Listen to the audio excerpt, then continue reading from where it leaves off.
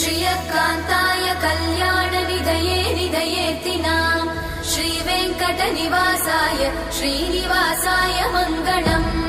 लक्ष्मी सविभ्रमालोकसुभ्रूविभ्रमचक्षुषे चक्षुषे सर्वलोकानां वेङ्कटेशाय मङ्गलम् श्रीवेङ्कटाद्रिशृङ्गाग्रमङ्गलाभरणाङ्ग्रये